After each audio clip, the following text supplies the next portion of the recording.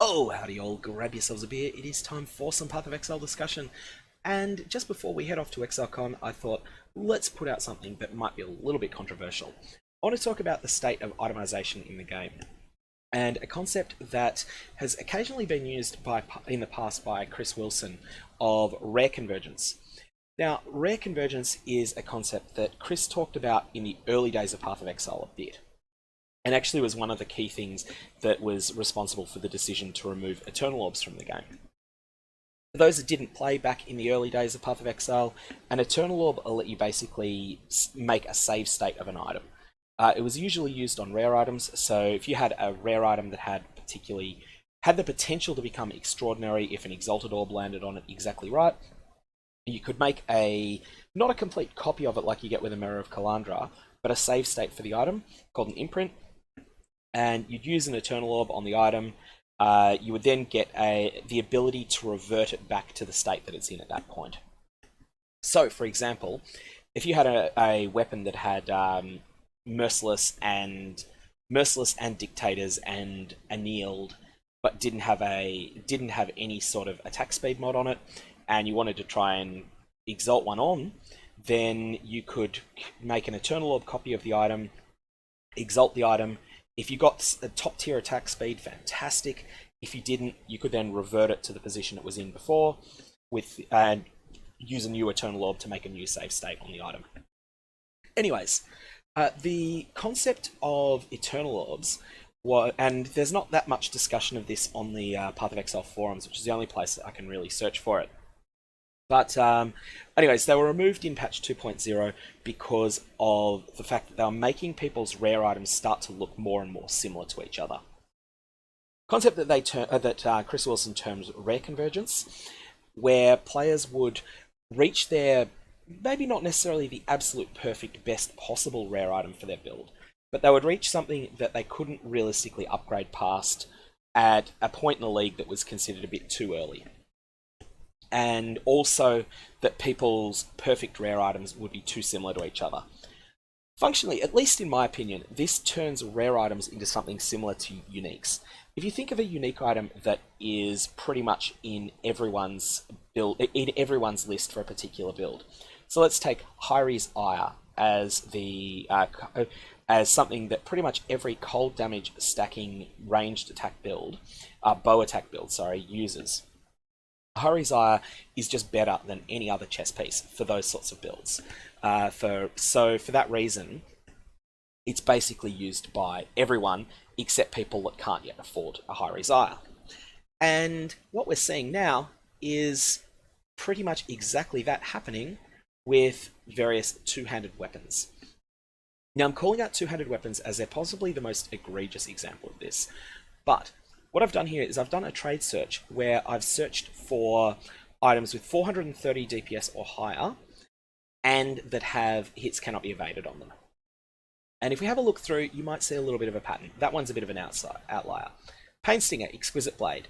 Oh look, Socket of Gem supported by level 20 Fortify as the only normal explicit on a rare item, multi-modded, and lots of crafted mods, 15 exalts. Havoc Needle, Exquisite Blade. Oh, it's almost exactly the same thing. Torment Slicer, Exquisite Blade. Oh, it's almost exactly the same thing. Torment Needle, Exquisite Blade. Oh, it's almost exactly the same thing. And obviously, there's a little bit of difference. One person's one is divined a bit better. This person has, for some reason, decided to use tier 2 on the attack speed and tier 2 on this mod here, which is probably a mistake that they've made. But I think you get the point that these are all very, very, very similar to each other. As we scroll down further, this time it's a Talon Axe, so that's a little bit different. This one here is an Exquisite Blade. This one here has two special mods on it. So it's got this attack speed mod, which is better than the crafted attack speed mod, and then it's got a lower tier of Fortified. And it's probably better, except that it's a Judgment Staff, which isn't the best weapon type. Hopefully this gives a bit of a sense as to just how similar top tier weapons can be to each other. Now, this concept of rare convergence is most extreme in two-handed weapons, and that's why I picked them as the example, and chose to use Socket of Gem supported by level 18 Fortify. but it is the case in a number of other item slots as well. So, some other examples of items where rare convergence dominates. There are serrated and pristine fossil crafted armor for attack-based characters. So these pretty much all look to get a high tier of life in conjunction with two specific serrated fossil mods. One of them being socketed attack gems cost 15 less mana to use, and the other one being socketed gems are supported by level 1 maim. Again, very, very, very similar top tier items from one player to the next. However, there is a little bit more variation on the serrated and pristine astral plays because people will settle for less. So you'll have one person that insists on getting tier 1 life, another person that's tier 1 life and elder tier 1 percentage life. Then you have another person that is quite content when they get only one of those. Other inventory slots in which there's a lot of rare convergence at the moment. Assassin's Mark plus a good mod plus multimod rings. These are very common and they're something that a lot of builds use. Sometimes with other curses as well, but Assassin's Mark is a particularly egregious example because it's just so common. Now, the degree of rare convergence has really amped up over the last year, and I think there's 4 main causes I want to identify for this. The first one is that identifying and chaos spamming items has just been outclassed by other forms of crafting. So fossils and other crafting just outclass it. This doesn't mean you can't identify a great item, but it means that efficiency-minded players will not spend time identifying them. During the Incursion League, which was the last league before this current trend towards rare convergence really got underway, I identified a mace that had one-handed mace that had about 415 physical DPS, and I sold it for 5 exalts. Out of curiosity, I looked up what that would go for in the Blight League, and it was about 1.2 exalts. And the reason for that was that there's just so many more of them that are coming about, where someone gets an item that has one good mod on it, and then crafts on another one with crafts on another mod with various bench crafts that have gotten buffed considerably. So, essentially, the fact that item has dropped 70% or more in price means it's essentially a 70% nerf to identifying items. This is why efficiency-minded players don't ID items anymore. Secondly, multimodding is better than any reasonable random craft since 3.5, with a couple of gear slot exceptions, and those mostly being your serrated fossil crafted armors. Third is that fossils are incredibly strong, and that a lot of the best fossil crafts, because fossils are so deterministic, or not deterministic, but they have such an influence on probabilities, that you can somewhat reasonably aspire to crafting an exact item with fossils sometimes. And these are extremely strong, and as a result, there's more items that getting crafted that have 3 specific fossil mods on them. And the fourth point is that some individual mods are so strong that they're 2 to 3 times better than anything else you can get in their place. Socketed gems are supported by level 20 Fortify being the most extreme example. And even the level 16 version of this is better than any other prefix you could have, and better than any other suffix in terms of adding damage. Additionally, there's Hits Can't Be Evaded, which is again a mod that is just so incredibly powerful. Nothing really can compare. So, this combination of factors has led to a lot of gear looking the same, and also to a huge distorting of relative demand for various currencies. Because most multimodding consumes exalts and doesn't consume chaos orbs, exalted orbs soar in demand. This doesn't necessarily flow through to them increasing in price, although it has in recent leagues. But also chaos orbs are down in demand. Alchemy orbs are down in demand because people aren't scour elking items, and people aren't picking up random white items and elking them. So there's a lot of change in demand. Now, change in demand isn't necessarily a bad thing, but I do think it's problematic that it puts so much emphasis onto getting specifically exalt drops. Exalt drops are now something like 30 or 40% of the currency that you get over a major mapping session, Something like 30 to 40% is the pure Exalt drops you get once you exclude maps. And that's just something I feel is a bit ridiculous to have it be on something that where variance is so high. So it means that a player that gets 5 Exalts in a play session is just so far ahead of someone that gets unlucky and gets 0, whereas another player might get 4 Divine Orbs and another player gets 0, and there's not that same gap there. So I think it would be better if there were more currencies that were in demand than just Exalts, and the multi-modding trend, multi-modding being so overpowered, is pushing that towards Exalts again. So this also creates a situation where the cost of upgrades is unbelievable. So with multi-mods, going to something better than this Dusk Skewer Exquisite Blade, once you own one of these, it is extraordinarily expensive to find something better than it. Extraordinarily so. And you know, you might be a sort of player that can get 12 Exalts together for Dusk Skewer, and maybe later in the league you get the opportunity to sell this for 9 to someone else and buy an upgrade. But the problem is the upgrade's 50 Exalts or 70 Exalts or 90 Exalts or something like that, and a whole lot of players just cannot advance past this tier because there's basically no realistic way of doing so. So the question that I wanted to ask and give a bit of a history behind it is, prior to multimodding, how were players making their best items? So the items that you would use for long-term farming in maps, and also how were the very best items in a league created? So, and why did this result in more variance in rare items that were used?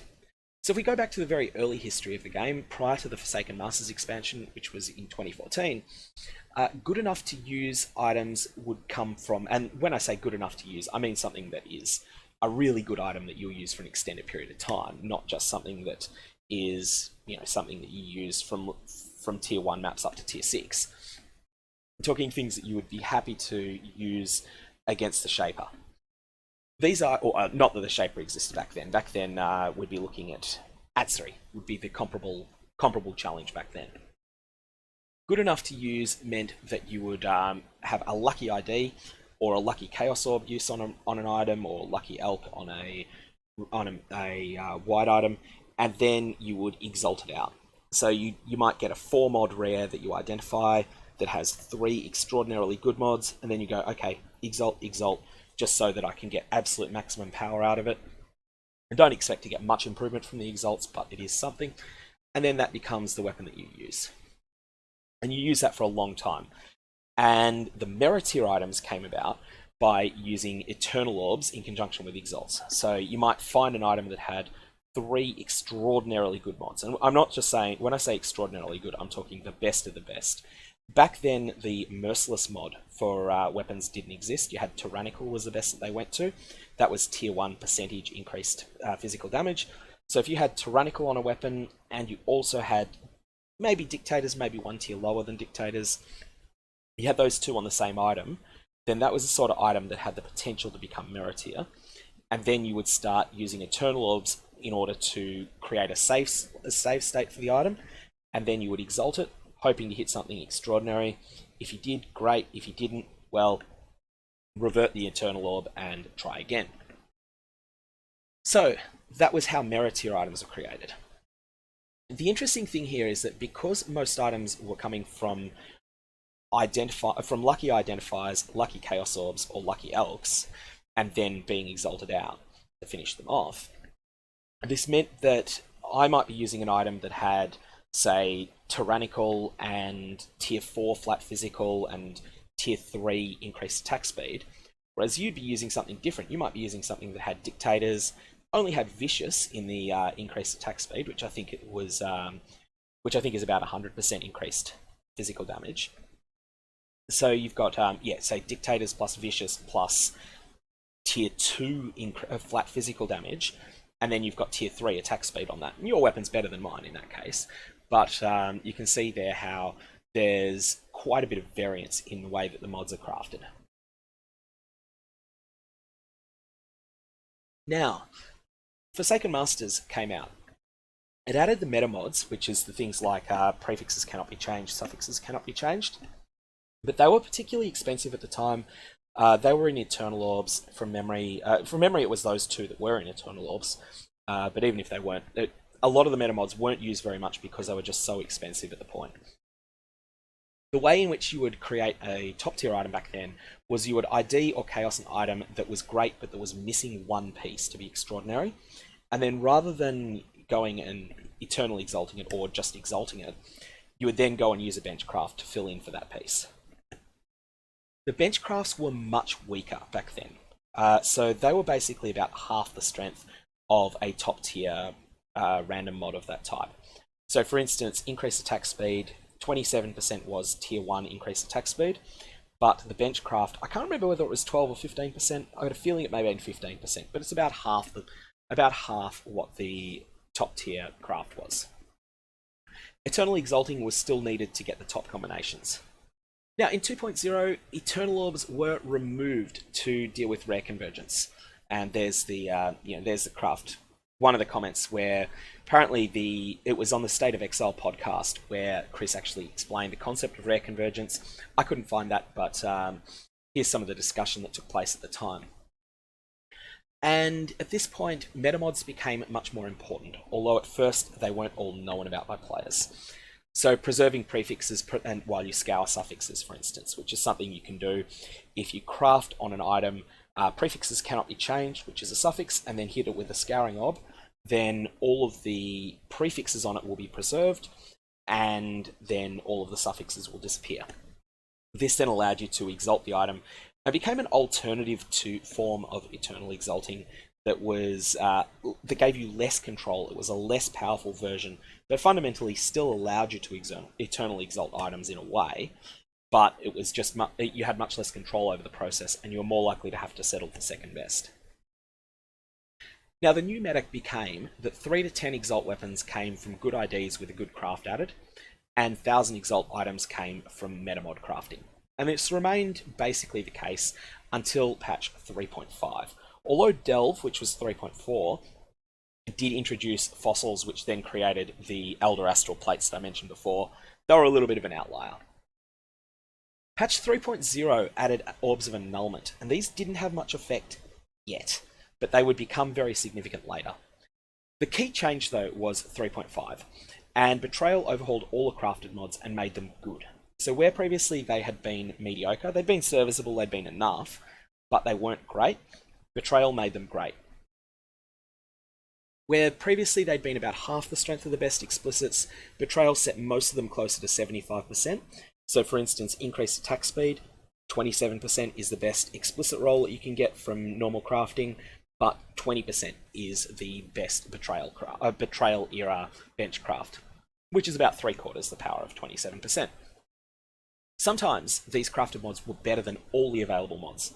So some examples here would be a chest mod with you can apply an additional curse, or a benchcraft weapon with hits cannot be evaded. So now the flow is pretty simple.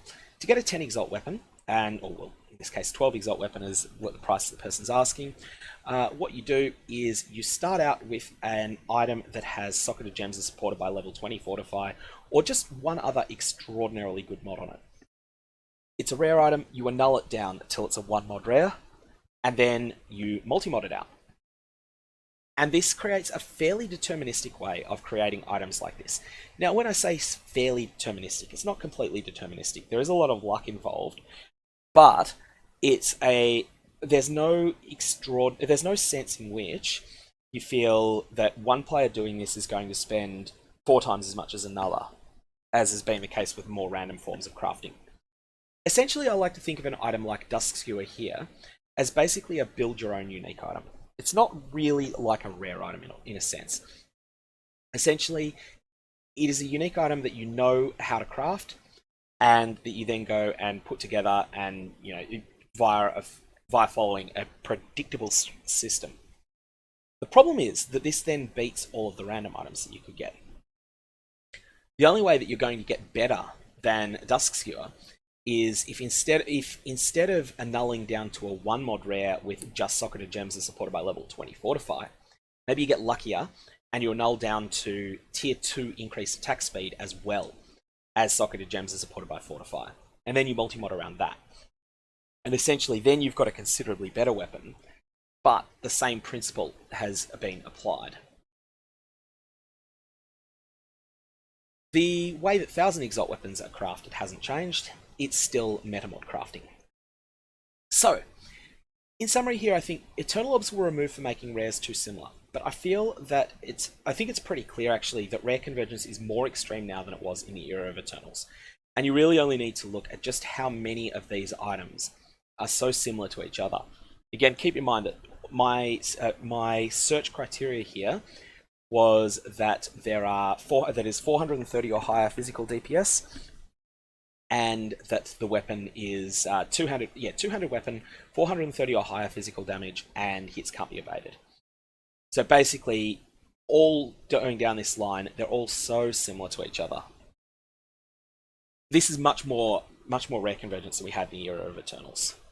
Now, Betrayal crafting tipped us over this edge, although I think Fossils alone would have got us there for some slots. I want to propose a couple of solutions here to rare convergence, but I do want to repeat that I do feel that this is actually a problem. I don't think it's a bad thing if there's a unique item like Starforge that is a default, you use this weapon unless you have a good reason not to type weapon, or Atziri's disfavor before Starforge. Atziri's disfavor for a whole period was just miles better than any realistically achievable rare weapon for a two-handed build, and so players would use it unless they happen to get one of the absolute miracle weapons. Essentially, these are the new Atziri's disfavors, in that they're something that you know how to craft, that is not just good enough. If I like it when there's the ability to get an item that is good enough to beat content. I don't like it when you just can't upgrade past it. And really, it is pretty much impossible to upgrade past these for the vast majority of players that will acquire them. So, first solution, I'd like to see a single league where multimodding is not available at all. This would be an experiment. I think it would be better for the game, but if it doesn't work, then you can always reintroduce it in the next league.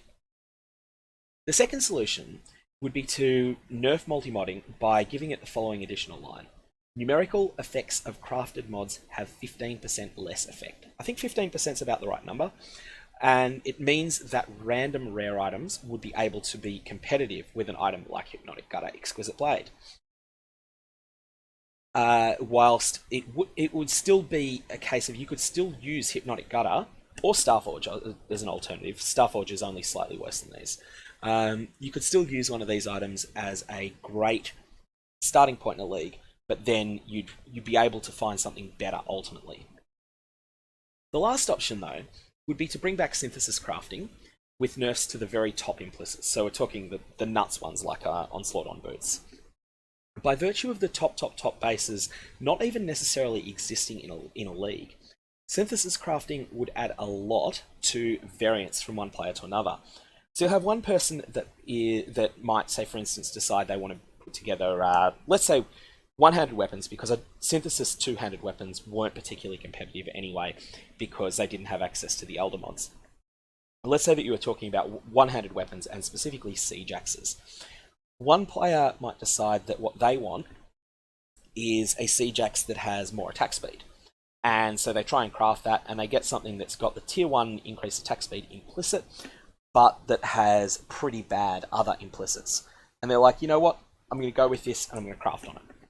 Someone else might decide, okay, I'm going to try and do that, but then they wind up getting something else instead. They get tier 2 increased physical damage percent and tier 2 increased physical damage, flat physical damage. And ultimately, there's some variance between those two items, and so they'll end up crafting in different directions. Those weapons they'll probably be of comparable power, but they'll go in different directions in where they're going to feel like crafting them further. And that, I think, would be good for the game. And again, yeah, because by virtue of the randomness inherent in synthesis crafting, the very best options won't exist in a league, or if they do, they'll be staggeringly rare, and only a couple of people will have them. But most people will make do with something that's sort of second best or third best or whatever. I think synthesis crafting was the single best cure to rare convergence that we've ever seen in the game. And as well as that, it also added a lot of build defining item options as well. Anyways, I'm going to leave it there. That's a few opinions I've got on the state of rare items in the game at the moment. If you've got any comments or questions, definitely put them down below. Or if you're going to be at ExileCon over the next few days, then come up and say hello.